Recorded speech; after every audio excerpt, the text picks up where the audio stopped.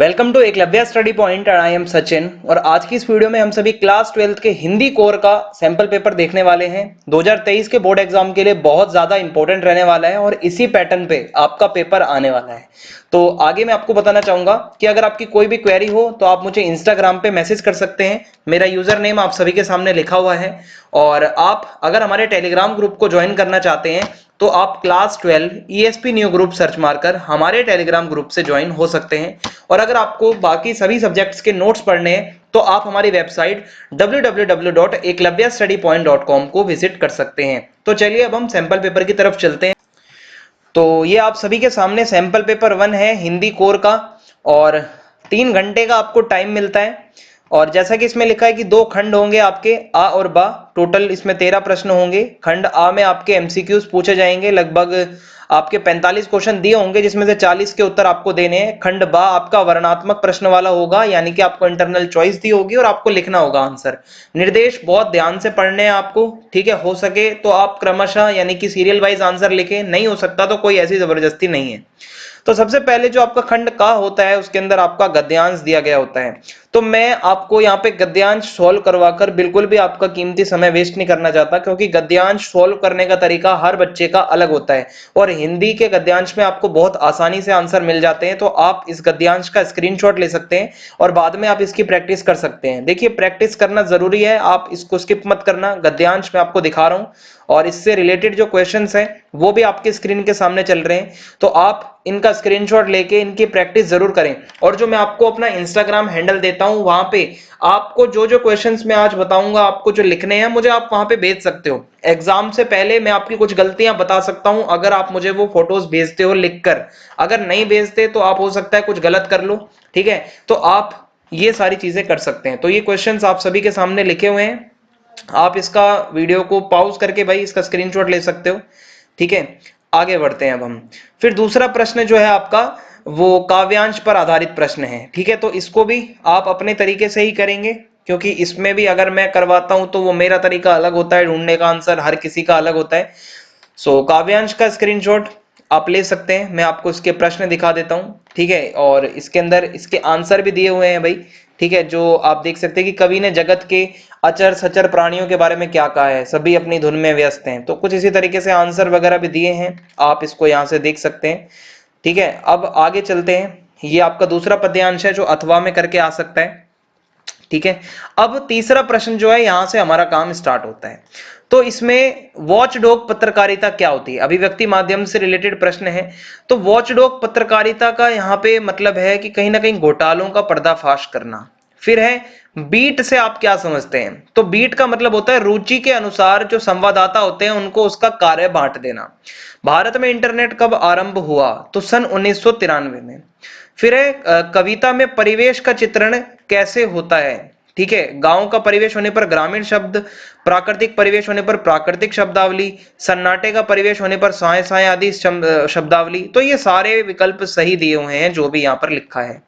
कविता में बिंबों की क्या भूमिका है, ये भाव और चित्र प्रस्तुत करते हैं। जो बिंब होते हैं वो कविता का भाव बताते हैं हमें। फिर उसके बाद है काव्यांश दिया गया है और इससे रिलेटेड कुछ 5 प्रश्न पूछे गए हैं, तो उनका आंसर हमें देना है। तो काव्यांश क्या है। प्रातः नभता बहुत नीला शंख जैसे कि जैसे धुल गई हो स्लेट पर, या लाल खड़िया चौक मल दी हो किसी ने, भोर का नभ राख से लिपा हुआ चौका अभी गीला पड़ा है, बहुत काली सिल जरा से लाल केसर से। सो नील जल में किसी की गौर झिलमिल देह जैसे हिल रही हो में कौन सा भाव है, तो इसमें निर्मलता का भाव है। नीले नभ में उदय होता हुआ सूर्य किसके जैसा प्रतीत होता है, तो ये सूर्य जो है ये गौरवर्णीय सुंदरी जैसा प्रतीत होता है कहीं ना कहीं। इस काव्यांश में कवि ने उषा का कौन सा चित्र उपस्थित किया है, उषा का शब्द चित्र, शब्दों से ही हमें चित्र दिमाग में आ गया है। अलंकार की दृष्टि से कौन सा विकल्प सही है, ठीक है। तो आप इसमें देख सकते हो 4 ऑप्शन हैं, इसमें से बहुत नीला शंख जैसे, जैसे यानी कि तुलना हो रही है तो उसमें उपमान हो रहा है, उपमा अलंकार है। 5वां, कवि द्वारा भोर को राख का लीपा हुआ चौका कहना क्या बताता है कि भोर का नभ सफेद व नीले वर्णों से हमें मतलब मिश्रित होते हुए दिख रहा है। फिर यहाँ पे आगे गद्यांश दिया गया है, इसको पढ़कर हमें प्रश्नों का उत्तर देना है। तो गद्यांश में ये बता रखा है कि कालिदास सौंदर्य के बाह्य आवरण को भेदकर उसके भीतर तक पहुंच सकते थे। दुख हो कि सुख, वे अपना भाव रस उस अनासक्त कृषि बल की भांति खींच लेते थे जो निर्दलित इक्षु दंड से रस निकाल लेते हैं। कालिदास महान थे क्योंकि वे अनासक्त रह सकते थे। कुछ इसी श्रेणी की अनासक्ति आधुनिक हिंदी कवि सुमित्रा नंदन पंत में है। कविवर रविंद्रनाथ में यह अनासक्ति थी। एक जगह उन्होंने लिखा, राजोद्यान का सिंह द्वार कितना ही अब्रभेदी क्यों ना हो, उसकी शिल्प कला कितनी ही सुंदर क्यों ना हो, वह यह तय नहीं कहता कि हम में आकर ही सारा रास्ता समाप्त हो गया है। तो ये कुछ गद्यांश आपकी बुक से ही आया है। तो यहाँ पे पूछा हुआ है कि कालिदास की सौंदर्य दृष्टि कैसी थी। तो कालिदास की जो सौंदर्य दृष्टि है वो सूक्ष्म और संपूर्ण थी, बहुत ज्यादा अच्छे से वो सोचते थे। फिर है यहाँ पे दिया है कि कौन से गुण के कारण कालिदास सुमित्रा नंदन पंत और रविंद्रनाथ टैगोर की कविताओं के साथ न्याय कर पाए। तो कहीं ना कहीं तटस्थता इसका आंसर आ जाएगा। फूलों और पेड़ों से हमें जीवन की प्रेरणा मिलती है। क्या प्रेरणा मिलती है? निरंतरता की प्रेरणा मिलती है। फिर यहाँ पर आगे अगर आप देखें, ठीक है, इसमें दिया हुआ है कि कथन और कारण को पढ़ना है, फिर आंसर देना है। पुष्प या पेड़ अपने सौंदर्य से यह बताते हैं कि यह सौंदर्य अंतिम नहीं है। भारतीय शिल्प कला विशेष रूप से प्रसिद्ध है। विभिन्न कवियों ने इस बात की पुष्टि की है। तो भाई ये तो सही है, पर दूसरा ये शिल्प कला का क्या लेना देना है भाई पुष्प और पेड़ से? तो घ इसका सही आंसर हो जाएगा। फिर उसके बाद है यहाँ पे गद्यांश के आधार पर कुछ कथन बता रखे हैं। कला की कोई सीमा नहीं होती। शीरीष के वृक्ष को कालजयी अवधूत के समान कहा गया है। कालिदास की समानता आधुनिक काल के कवियों के साथ दिखाई गई है। तो इसके अंदर क्या सही है कि भाई घा जो ऑप्शन है वो यहाँ पे सही हो जाएगा आपका। अब कुछ और एमसीक्यू हैं, 10 एमसीक्यूज पूछे जाएंगे आपसे, आपको उसका आंसर देना है। सिल्वर वेडिंग कहानी की मूल संवेदना क्या है? इसमें पीढ़ी का जो अंतराल आ जाता है, जनरेशन गैप, वो बताया गया है। फिर दूसरा प्रश्न है यहाँ पे, सिल्वर वेडिंग पार्ट में जो हुआ होगा इसका मतलब क्या है? यह है कि किशन दा की मृत्यु के संदर्भ में यहाँ पर बात चल रही है। फिर यहाँ पे अगला प्रश्न यहाँ पे देखने को मिलता है, दादा कोल्हू जल्दी क्यों लगाना चाहते थे? क्योंकि गुड़ की ज्यादा कीमत के लिए। तो ग सही आंसर हो जाएगा। जूझ का जो उपन्यास है वो मूलतः किस भाषा में था? तो ये मराठी भाषा में था जो जूझ का उपन्यास है। फिर है, लेखक आनंद यादव की मां के अनुसार पढ़ाई की बात करने पर लेखक का पिता कैसे गुर्राता है? जंगली सूअर के सम्मान वो गुर्राता है। फिर यहाँ पे अगला प्रश्न है, सिंधु घाटी की सभ्यता के संबंध में कौन सा कथन सही नहीं है? सिंधु घाटी की सभ्यता प्राचीनतम सभ्यता थी, सही है। सिंधु घाटी की सभ्यता आडंबर रहित सभ्यता थी, सही है। सिंधु घाटी की सभ्यता छोटे होते हुए भी महान थी, सही है। सिंधु घाटी की सभ्यता में राजतंत्र स्थापित नहीं था, तो ये कथन सही नहीं है। ठीक है, इसके ऊपर बहुत डिबेट चलती है कि वहां पे राजतंत्र था या नहीं था। फिर है, निम्नलिखित कथनों पर विचार कीजिए। महाकुंड स्तूप में उत्तर और दक्षिण से सीढ़ियां उतरती हैं। मोहनजोदड़ो सभ्यता में सूत की कताई, बुनाई और रंगाई होती थी। सिंधु घाटी सभ्यता में जल निकासी सिंधु घाटी की सभ्यता में जल निकासी की व्यवस्था अत्यंत बुरी थी। मोहनजोदड़ो से मिला नरेश के सिर का मुकुट बहुत छोटा था। तो इसके अंदर कौन सा कथन सही है या कौन से कथन सही है? तो इसमें तीसरा कथन अगर आप यहां पर देखोगे, ठीक है, कि मतलब कौन सा कथन यहां पर सही है आपको बताना है। तो इसका आंसर आप मुझे कमेंट बॉक्स में देंगे। ठीक है, इसका क्वेश्चन नंबर आप देख लीजिए, ये जो है इसका आंसर आप मुझे कमेंट बॉक्स में बताएंगे। फिर उसके बाद अगला प्रश्न है, राखाल दास बैनर्जी कौन थे? तो वो एक पुरातत्ववेता थे, ठीक है, एक आर्कियोलॉजिस्ट थे। 9वां प्रश्न, जूझ कहानी लेखक की किस प्रवृत्ति को उद्घटित करती है? संघर्ष बताती है जूझ कहानी जो है। फिर एक, किशोर दा के रिटायर होने पर यशोधर बाबू उनकी सहायता क्यों नहीं कर पाए? क्योंकि यशोधर बाबू का अपना परिवार था जिससे वह नाराज नहीं रहना चाहते थे, नहीं करना चाहते थे। तो ये हमारे 10 प्रश्न हो जाएंगे। अब आता है हमारा सेक्शन बी, जो कि वर्णनात्मक प्रश्न वाला सेक्शन है। इसमें आपको 6 नंबर का कोई एक शीर्षक के ऊपर रचनात्मक लेख लिखना है। तो इसमें टॉपिक्स दिए गए हैं, भयंकर गर्मी में बच्चों द्वारा भीख मांगना, मेरी पहली हवाई यात्रा, यदि इंटरनेट अचानक बंद हो जाए। तो ये आप इसमें से लिख सकते हो। आपको मैं बता रहा हूं, इंस्टाग्राम अकाउंट मैंने आपको बता दिया है अपना। आप अपना ये रचनात्मक लेख लिखकर मुझे भेजिए, क्योंकि भाई एग्जाम टाइम है, अभी प्रैक्टिस नहीं करोगे तो कब करोगे। आप ये लेख लिखकर मुझे भेजिए, मैं आपको बता दूंगा कि आप क्या गलतियां कर रहे हो। 8वां प्रश्न यहां से अब स्टार्ट होता है। थोड़ा सा देखते हैं कि अभिव्यक्ति माध्यम से रिलेटेड अब प्रश्न आपसे यहाँ पे पूछे जाएंगे। तो समय का बंधन जो होता है उसका नाटक के अंदर क्या महत्व होता है, सबसे पहला क्वेश्चन तो यही है। तो देखिए, नाटक लेखन में समय का बंधन बहुत जरूरी होता है, क्योंकि नाटक का प्रथम अंग जो होता है वो समय का बंधन ही होता है। समय का यह बंधन नाटक की रचना पर अपना पूरा प्रभाव डालता है कि भाई जैसा समय के अनुसार आप चलोगे, हर कैरेक्टर का अपना एक टाइम पीरियड होता है कि इतने समय से इतने समय तक उसको अपना संवाद करना है।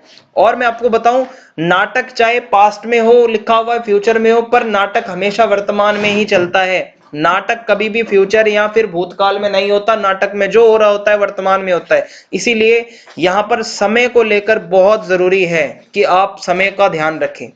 ठीक है, फिर उसके बाद अगला हमारा प्रश्न है, कविता में बिंब का क्या महत्व होता है। तो देखिए, बिंब जो होते हैं और जो छंद होते हैं वो कविता की भाव बताते हैं, कविता की इंद्रियां बताते हैं। और आप ये कह सकते हो कि जो भी हमारी संवेदनाएं होती हैं वो मन में जो होती है वो बिंब के रूप में आती हैं। ठीक है, और मैं आपको बताऊं, कविता की भाषा, बिंब, छंद, संरचना, ये जैसा परिवेश होता है उसी तरीके से ये सब भी चीजें चलती हैं। इसलिए बिंब बहुत ज्यादा इंपॉर्टेंट होता है। तो ये दो प्रश्नों का उत्तर हमने यहां से कर लिया है। अब आगे बढ़ते हैं अपने 9वें प्रश्न की तरफ। यहां पर भी आपको उत्तर देना है। ठीक है, लगभग 60 शब्दों में दो कोई प्रश्न चुनने हैं। तो यहां पर हम विशेष लेखन वाला जो प्रश्न है, एक तो ये प्रश्न चुन लेंगे। ठीक है, कि विशेष लेखन क्या होता है, कि नॉर्मल खबरों के अलावा थोड़ा सा अलग हटकर भी कुछ लिखा जाता है कुछ विषयों पर, चाहे वो विज्ञान का विषय हो, साहित्य का विषय हो, खेल का विषय हो।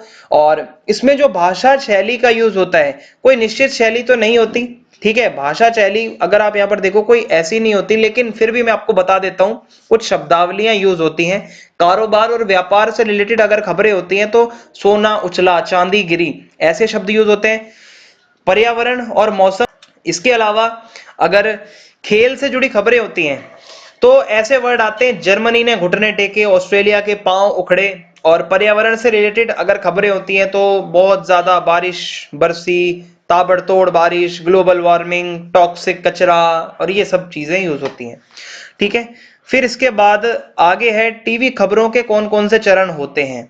तो देखिए, टीवी खबरों के जो चरण होते हैं, सबसे पहले ब्रेकिंग न्यूज है, ड्राई एंकर है, फोन इन है, एंकर विजुअल है, एंकर बाइट है, लाइव है, और एंकर पैकेज है। ये कुछ चरण होते हैं।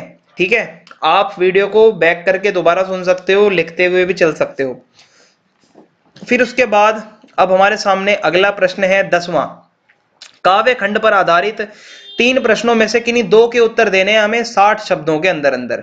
तो पहला प्रश्न है, आत्म परिचय कविता के अंदर जो कवि हैं वो अपने जीवन में किन परस्पर विरोधी बातों का सामंजस्य बिठाने की बात करते हैं। तो देखिए, कवि जो है वो संसार की समस्याओं से जूझ रहा है, लेकिन फिर भी वो जीवन से प्यार करता है। चाहे संसार की जितनी भी परिस्थितियां विपरीत हो जाएं वो परवाह नहीं करता। संसार कहीं ना कहीं वो अपने अलग, मतलब सपनों का अलग ही एक संसार है कवि का। तो ये इसका आंसर हो जाएगा। और फिर उसके बाद हम दूसरा जो प्रश्न है वो गा वाला अटेम्प्ट कर लेते हैं, 2 का आंसर देना है हमें।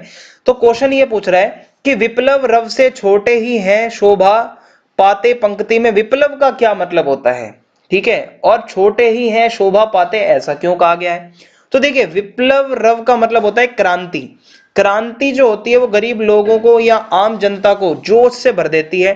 गरीब और आम जनता का ही शोषण होता है, आप सभी को पता है। और इसलिए समाज में क्रांति जब शुरू होती है तो बहुत ही बदलाव आता है इन लोगों में। क्रांति का आगाज होते ही नए और सुनहरे भविष्य के सपने भी हम देखने लगते हैं, जिसकी चमक हमारे चेहरे पर दिखती है। ओके, तो ये इसका आंसर हो जाएगा। अब आगे बढ़ते हैं। अगला जो प्रश्न है वो 11वां प्रश्न है, काव्य खंड पर आधारित प्रश्न 3 दिए हुए हैं, इसमें से 2 का आंसर हमें देना है। तो पहला प्रश्न है, पतंगों के साथ साथ वे भी उड़ रहे हैं, तो बच्चों का उड़ान से संबंध कैसे है ये आपको बताना है। तो देखो, बच्चों को पतंग बहुत प्यारी होती है। आकाश में जब पतंग उड़ती है तो बच्चे भी अपनी मन की उड़ान भरते हैं। पतंग की तरह बच्चों का भी मन होता है ऊंचाइयां छूने का, आसमान से पार जाने की जो चाह होती है वो बच्चों के अंदर भी होती है। बच्चों का मन काफी ज्यादा चंचल होता है। और एक हम जो है वो गा वाला प्रश्न अटेम्प्ट कर लेते हैं। कवितावली के अंदर अगर हम पढ़ें तो तो तुलसीदास को यह बताया गया है कि वो अपने युग के महान कवि थे और उनको अपनी उस युग की आर्थिक विषमता के बारे में भी पता था। ये कैसे, क्यों और कहा गया है इसमें? तो देखिए, जो भी समाज में उस टाइम पे हो रहा था, तुलसी जी ने अपनी कविताओं में, अपने जो भी वो लिखते थे छंद, उसमें बताया है। समाज के अलग अलग वर्गों के बारे में उन्होंने बताया है। गरीबी के कारण लोग द्वारा अपनी संतान तक बेच दिया करते थे, लोग अपने बच्चों को बेच रहे थे, वो भी उन्होंने बताया है। और किसानों की दशा बहुत खराब थी उस समय, ये भी इन्होंने बताया है। सो ये इसका आंसर हो जाएगा। 12वां प्रश्न, आप अगर सुनते भी रहेंगे ना जो मैं आपको बता रहा हूं, यही इंपॉर्टेंट क्वेश्चन है सारे आपके, इसके अलावा कुछ भी नहीं करना आपको। अब यहाँ पे गद्य खंड पर आधारित कुछ प्रश्न पूछे गए हैं और 2 का आंसर आपको देना है। तो यहाँ पर अगर हम देखें, सबसे पहले मैं खा वाला अटेम्प्ट करूंगा। कहानी के किस मोड़ पर लुट्टन के जीवन में क्या क्या परिवर्तन आए, किस किस मोड़ पर? तो यहाँ पे देखिए, कहानी के शुरू में क्या होता है, लुट्टन के माता पिता चल बसे थे, उनकी डेथ हो गई थी, सास द्वारा पालन पोषण किया जाना, ठीक है। फिर कहानी के बीच में दंगल जीतता है वो, और फिर वो बहुत ही फेमस पहलवान बन जाता है, सुख सुविधा सब होती है, 2 जवान बेटों का पिता बनता है और पत्नी उसकी मर जाती है। कहानी के अंत में हैजे से दोनों बेटे मर जाते हैं और खुद भी वो हैजे का शिकार हो जाता है और वो संसार से चल बसता है। तो ये बदलाव आए उसके जीवन में। फिर उसके बाद अगला प्रश्न जो है, हम गा वाला अटेम्प्ट करेंगे। जाति प्रथा भारतीय समाज में बेरोजगारी और भुखमरी का कारण कैसे बनती जा रही है और ये स्थिति आज भी है, स्पष्ट करना है हमें। तो देखिए भाई, जाति प्रथा के कारण मनुष्य जो है अपना पेशा नहीं बदल सकता। जो शूद्र है उसको शूद्र वाले काम करने हैं, जो वैश्य है उसको वैश्य वाले काम करने हैं। तो पेशा नहीं बदल पाएगा, किसी का इंटरेस्ट नहीं है, तो भाई जाहिर सी बात है वो बेरोजगार रहेगा, भूखा मरने की भी नौबत आ सकती है। जाति प्रथा जो होती है वो आपको जोर डालती है कि जो आपके पिता दादा ने किया है वही आप भी करो। तो ऐसे में हो सकता है कि आपका इंटरेस्ट ना हो उस पर्टिकुलर पेशे के अंदर। सो यही बेरोजगारी का भी कारण है, भुखमरी का भी कारण है। फिर 13वां प्रश्न आपका आखिरी प्रश्न है, इनमें से किन्हीं 2 का उत्तर आपको देना है। तो इसके अंदर से अगर हम यहाँ पर देखें कि लेखक ने शिरीष को कालजयी अवधूत या फिर शिरीष को सन्यासी की तरह क्यों बताया है? तो देखिए, सन्यासी की तरह सुख दुख की वो परवाह नहीं करता, जीवन में अजय रहता है, किसी से हारता नहीं है, बाहर गर्मी धूप बारिश कुछ भी हो उसको फर्क नहीं पड़ता, धैर्य के साथ हमेशा जीवन गुजारता है और हमेशा जीतता है। तो ये इसका आंसर हो जाएगा। एक हम ये वाला क्वेश्चन कर लेते हैं कि लोगों ने लड़कों की टोली को मेंढक मंडली का नाम क्यों दिया? ठीक है, लड़कों की जो टोली है उसको मेंढक मंडली का नाम क्यों दिया गया है और यह टोली अपने आप को इंद्रसेना क्यों कहती थी? तो ये वेरी इंपॉर्टेंट, बहुत ज्यादा अच्छा क्वेश्चन है। तो देखो, जो जवान बच्चे होते हैं, लड़के होते हैं, वो खेल कूद करते रहते थे और इधर उधर मतलब भागते रहते थे, इंद्रसेना उनको कहा जाता था। भगवान इंद्र से वो मतलब वर्षा करते थे, मतलब वर्षा की कामना करते थे। और होता क्या था कि जब लड़कों की टोली घर घर जाकर पानी मांग किया करती थी, पानी की मांग करती थी, तो लोग अपने घरों से पानी निकालकर उनके ऊपर डाल दिया करते थे। इसके कारण बादलों के राजा इंद्र खुश हो जाते थे और लोगों से जा जाकर यह इंद्र से प्रार्थना करने के लिए उन्हें विवश कर देते थे। तो ये कुछ बातें हैं। 2 प्रश्न आपके ये भी हो गए हैं। तो मैंने आपको 20 मिनट से भी कम समय में पूरा पेपर करवा दिया है। सारे इंपॉर्टेंट क्वेश्चंस हैं ये आपके, बिल्कुल सैंपल पेपर के अकॉर्डिंग न्यू पैटर्न पे हैं। अगर आपको वीडियो अच्छी लगी हो तो कमेंट करके आप जरूर बताना क्या आपको और पेपर चाहिए ऐसे। जय हिंद, जय भारत, धन्यवाद वीडियो को देखने के लिए।